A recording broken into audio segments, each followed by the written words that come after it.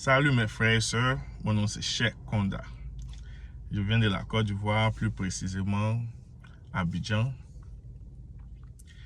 Je vis aux États-Unis, ça fait près de 16 ans. Et j'ai l'habitude de faire des vidéos pour encourager d'autres personnes qui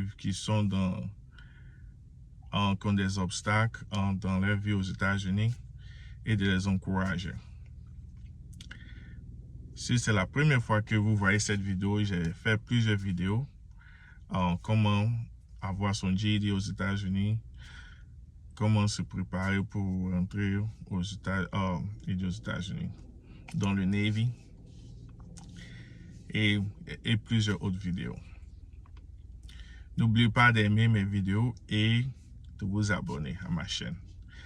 Ok, aujourd'hui je vais faire une vidéo pour parler de comment est-ce que j'ai pu avoir mon citizenship en 3 ans. Donc, le US citizenship, c'est de devenir citoyen en français. Et ça dépend de beaucoup de choses. Je vais essayer de classer certaines situations. Et j'espère que si vous avez des questions, n'hésitez pas à me poser des questions dans les commentaires. Ok. Donc, comme je le disais, il y a eu mon citizenship en 3 ans. Dès le départ, quand je suis venu aux États-Unis, j'avais, comment on appelle ça, le working permit. Le working permit, ça c'est le permis de travail. Le working permit, j'ai eu le working permit parce que quand je suis venu, mon père, lui, il était résident. Lui, il avait sa green card. Donc, comme j'étais un enfant d'une personne qui avait la green card, dont la loi ne m'autorisait pas directement à avoir la green card. Je devais avoir le working permit. Donc, le working permit, c'est une durée de 2 ans. Donc, de 2010, quand je suis venu en 2010, il y a eu le working permit. D'abord, j'ai appliqué pour la sociale. Dès que tu viens, tu vas dans l'administration de Social Security Administration, tu appliques pour ta sociale d'abord. Ça prend environ 2 semaines. Maintenant, de là, ça déclenche dans le système que tu vis aux États-Unis avec ton adresse. C'est de là que ton working permit arrive à la, comment on appelle ça, à la boîte postale. Donc, j'ai eu mon working permit en 2010. Je peux dire en décembre 2010. C'est là que j'ai eu mon working permit. Maintenant, pendant je devais attendre 2 ans pour pouvoir appliquer pour la green card. Donc, quand le moment 2012, le temps de la green card est venu, j'ai dû faire la visite médicale et montrer que j'étais un bon citoyen. En tant qu'un bon citoyen, tu dois payer les taxes, tu dois aller à l'école. Ceci, j'ai différentes informations. Tu ne dois pas, avoir de problème avec la police, en prison, tout ça. Donc, après les 2 ans, j'ai appliqué pour la green card et j'ai eu la green card. Donc, dès que j'ai eu la green card, je suis rentré dans le Navy. En ce moment, il y avait des rumeurs qui disaient que quand tu rentres dans le Navy, tu deviens, quand tu rentres dans l'armée américaine, tu deviens automatiquement américain.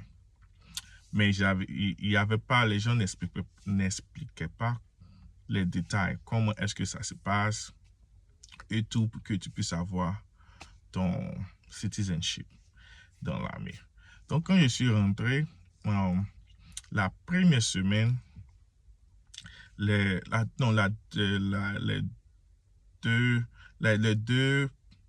deuxième semaine, les instituteurs du bootcamp, c'est eux qui ont commencé à me donner les tests, les informations pour étudier les questionnaires pour être américain. C'était environ près de, je peux dire, 150 questions que je devais étudier en ce moment. Et puis en plus de cela, il y avait beaucoup de tests à faire aussi, des tests écrits. comment on appelle ça? Comme c'est dans Navy, tu dois apprendre à être un firefighter. Et puis, comment on appelle ça? Être un plombier. Et puis, connaître la structure des bateaux. Et puis, il y a plus de choses que tu dois apprendre quand tu es dans le bootcamp. Donc, pendant ce temps, il devait mémoriser les 150 questions aussi, parce que ça, c'était pour le Citizen. Donc, la 3e semaine, ils ont dit qu'il y avait le test de Citizen qui devait se passer.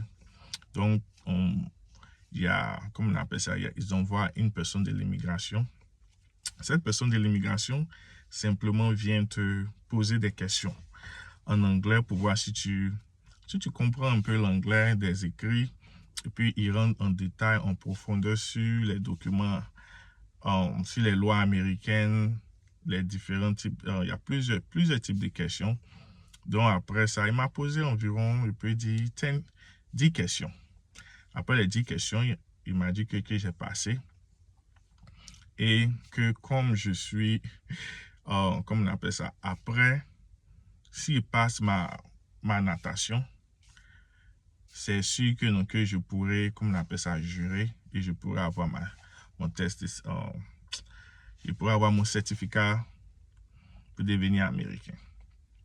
Donc, on dit, il n'y a pas de problème. Donc, je travaille sur la natation. La natation, ça, c'était vraiment très compliqué parce qu'ils ne savaient pas nager. Le matin, tu prends les cours de natation. À midi, les cours de natation. Et en tout cas, la nuit, à partir de 18h, tu prenais des cours de natation. C'était vraiment, vraiment accéléré. Donc, ça m'a pris environ plus de 4 semaines pour apprendre à nager sur le dos et puis passer un autre test qu'ils appellent prone float. Prone float, c'est le fait de se coucher et de flotter sur l'eau pendant 5 minutes. Donc, c'était ce test. Quand j'ai passé la natation, directement, le jour qu'il est passé ma natation, les instructeurs du bootcamp m'ont mis ils ont commencé à accélérer le processus d'immigration. Il y avait moi et il y avait un Brésilien. Dans notre division, on était 2 qui devaient devenir américains.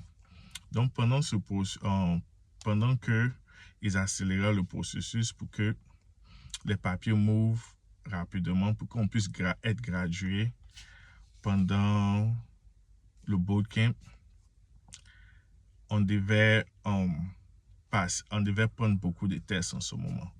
Donc, c'était vraiment, je peux dire on ne dormait pas parce que nous deux, on devait aller dans différents, le jour que je devais jurer, on devait passer le test, le dernier test, comment on appelle ça, pour courir. Ça, c'est un physique, comment on appelle ça? Épreuve physique, le dernier test d'épreuve physique. On devait en passer ça. Et de 2, on devait aller, comment on appelle ça? Aller passer le test de firefighter, de sapeur-pompier. Donc, et aussi, on devait prendre le test de la structure du bateau. Il y avait ça, le dernier test. Si tu échoues, c'est fini. On te renvoie en arrière. Donc, c'était beaucoup mouvementé.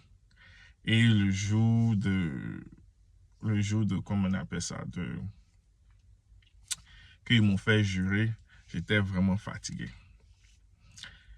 Donc, et puis c'était une surprise. C'était vraiment une surprise que j'ai juré ce jour pour devenir américain. Et de cela, ils nous ont donné nos certificats en mai. Et n'oubliez pas, quand vous rentrez dans l'armée, venez avec votre green card parce qu'ils échangent. Tu donnes ta green card et ils te donnent le certificat. C'est tout. Donc maintenant, pour plus d'informations,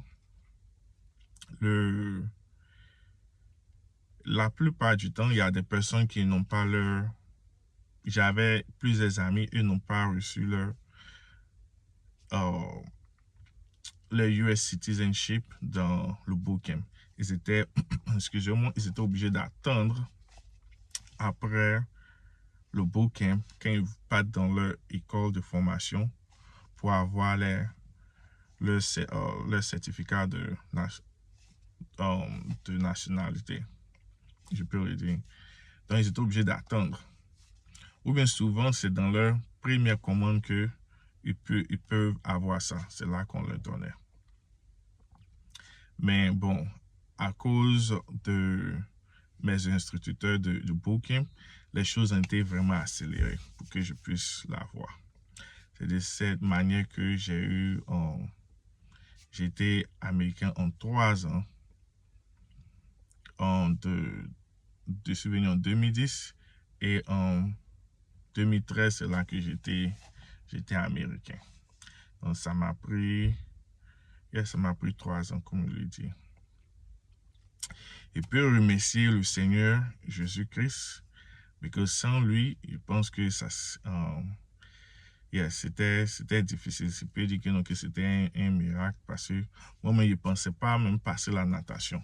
Je ne pensais pas qu'il allait avoir il allait être américain en 3 ans en ce moment.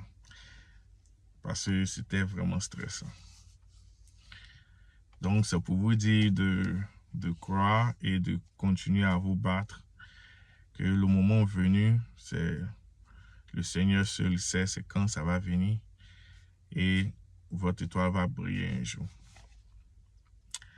Donc, ok, c'est tout. C'était de passer ce message. Si vous aimez ma vidéo, n'oubliez pas de poser des thumbs up et de vous abonner à ma chaîne. Merci beaucoup et à la prochaine.